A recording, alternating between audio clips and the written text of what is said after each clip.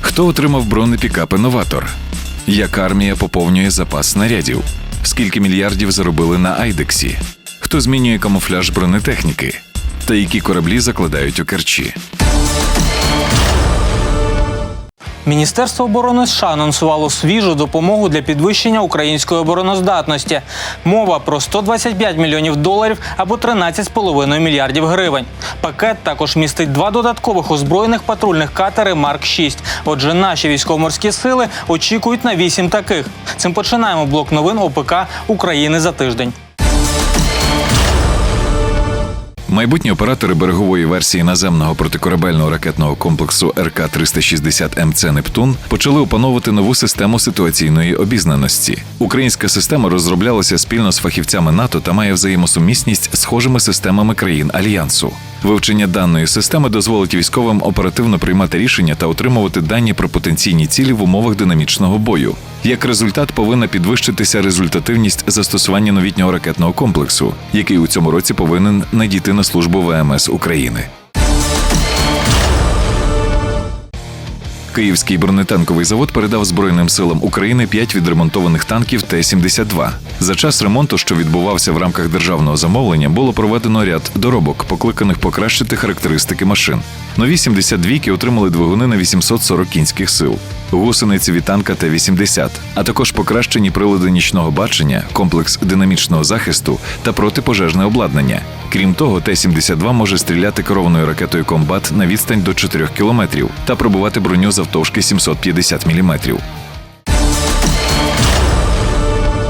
Національна гвардія України в рамках державного контракту отримала 3-ю партію броньованих пікапів «Новатор» від української бронетехніки. Машини з колісною формулою 4х4 оснащуються 6,7-літровим турбодизельним двигуном. Запас ходу броньовика складає до 1000 км дорогами або до 500 км пересічною місцевістю. Максимальна швидкість «Новатора» на шосе становить 140 км на годину. До речі, поблизу Павлополя, що на Донеччині, підірвалася військова вантажівка і один військовослужбовець отримав поранення, а ще 8 бійців були травмовані. Міністерство оборони України оголосило конкурс на створення нового легкового авто підвищеної прохідності. Таким чином планується замінити застарілі радянські автомобілі УАЗ, що досі масово служать Збройним силам України. Новий позашляховик повинен бути надійним, потужним, економічним та легким в обслуговуванні. Окрім цього, машина має відповідати характеристикам зразків армій країн НАТО та виконувати завдання в складних умовах. Зацікавлені виробники мали подати заявки на участь у конкурсі до вчорашнього дня. Міноборони закупило постріли УОВ-12 до протитанкової гармати МТ-12 «Рапіра» за найнижчою ціною. Закупівля відбулася на підставі переговорної процедури та в рамках державного оборонного замовлення. Вартість снаряду УОВ-12 склала приблизно 27 тисяч гривень за одиницю. Зазначимо, що дані боєприпаси у 2020 році проходили ремонт та отримали нові підривачі, замінені порохові складові, а також ресурс не менше як 10 років. Постачальником військової продукції виступила чеська компанія Czech Defense Systems. Тим часом київський «Артем» обіцяє поставити армії партію 152-мм снарядів і готується виробляти 155-мм. Науково-виробниче підприємство «Темп-3000» виготовило спеціальне обладнання та протестувало бронежилети. Випробування відбулися відповідно до стандарту Національного інституту юстиції США NIG Standard 010106. Обладнання було передано до акредитованої балістичної лабораторії науково-випробувального відділу Національного університету оборони України імені Івана Черняхівського. Це дозволить Міністерству оборони України проводити максимально ретельні випробування бронежилетів перед їх використанням українськими військовими. Попри пандемію COVID-19 та перенесення деяких зброярських виставок торік, експозиція в Об'єднаних Арабських Еміратах цієї зими таки відбулася.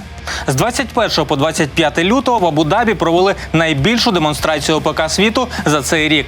Які ж новинки і тенденції були на IDEX 2021, ми розкажемо за матеріалами Defense Web TV.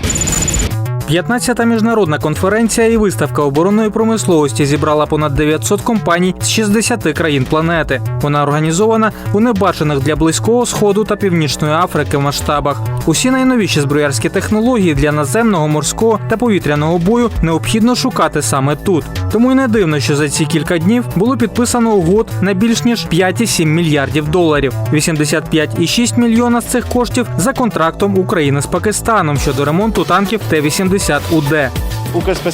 Укрспецекспорт та держконцерн «Укроборонпром» зібрали разом усі найновіші розробки та спеціальні військові зразки.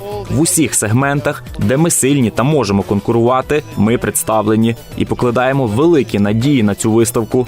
Окрім 7 державних підприємств, на IDEX заїхало 3 приватних компанії з України. Серед продемонстрованих вітчизняних розробок – макет розвідувального ударного безпілотника «Сокіл-300», протикорабельного комплексу «Нептун», високоточної реактивної системи «Вільха», протитанкові ракетні комплекси «Корсар» і «Скіф», ракетний катер «Богомол», бронетранспортер БТР-4 МВ-1 тощо. Та разючий ефект спричинив гібридний гусеничний броньовик «Шторм» від українського кандидата технічних наук Олександра Кузнєцова. Щоправда, реалізували і показали його разом із канадсько-еміратською Straight Group.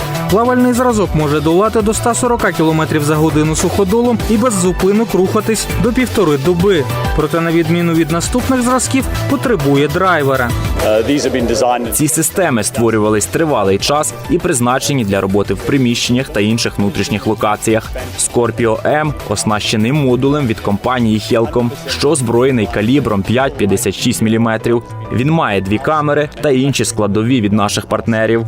Щоразу на виставці примножуються наземні безпілотники різних класів та функціоналу. Незабаром вони можуть витіснити і великі панцерники разом з екіпажами. Так естонська компанія, що колись ремонтувала автобуси і останніми роками прославилася безпілотником «Семіс», замахнулася на ринок танків. Тож вперше показала новітню платформу Type X RCV з бойовим модулем CPWS від компанії John Cockerill.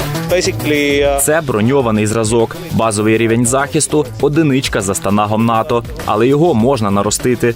Бойова система із 4-м рівнем захисту. Та коли у парках більшості армій світу переважно застарілі, хоч і модернізовані зразки, авіабезпілотні технології дозволяють підвищити ефективність. Суттєво, що огляд місцевості, який має екіпаж завдяки сенсорам по периметру панцерника, ми можемо збільшити завдяки інтеграції до системи дрона, що літає. Так примножується ефективність бойової машини. Авіаційні безпілотники на IDEX 2021 також були на будь-який смак, гаманець і місію. Там показали китайсько-саудівський великий тридвигунний розвідувально-ударний безпілотник EQAB-1. Перший політ зразка у Піднебесній здійснила компанія-розробник Tengoen Technology торік у січні. Тож, як бачимо, місцеві інвестори співпрацюють зі зброярами усієї планети.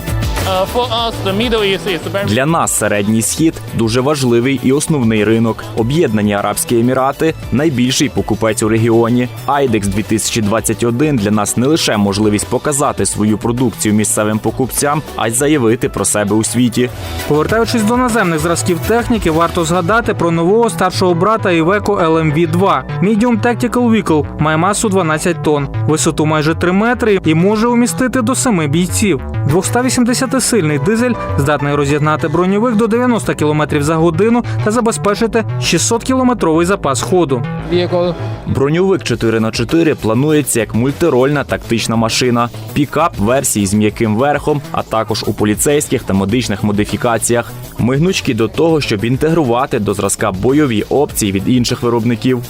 Чутливість виробників до потреб замовників особливо помітна в останні роки, а надто карантинний 2020-й. Це, зокрема, озвучила іспанська компанія EGA Group з виробництва симуляторів для експлуатації бронемашин.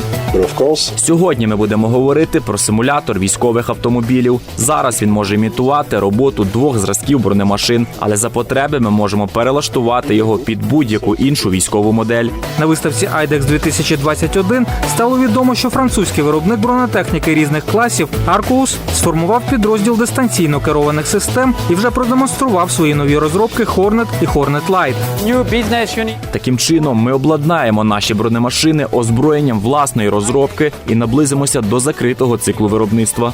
Про це і не тільки говорили в межах 4 панелей міжнародної безпекової конференції. На ній було озвучено 3 основні виклики для виробників оборонно-промислового комплексу світу в сучасних умовах.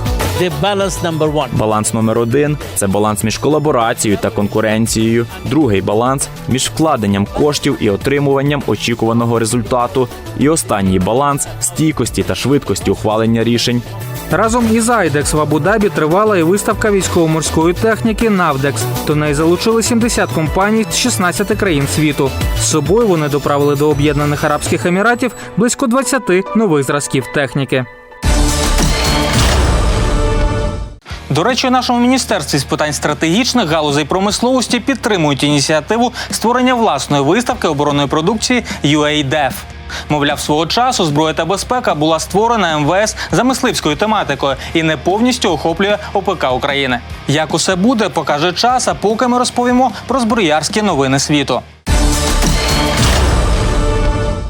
Армія Бельгії замовляє 897 вантажівок CF Military для зміни машин того ж класу Unimog і Volvo N10. Всього буде придбано на шасі чеської компанії Tatra 636 одиниць техніки з колісною базою 4х4, а також 243 машини у варіанті 8х8. Вартість угоди складає 250 мільйонів євро. Поставки авто здійснюватиме голландська компанія DAF Trucks NV до 2025 року.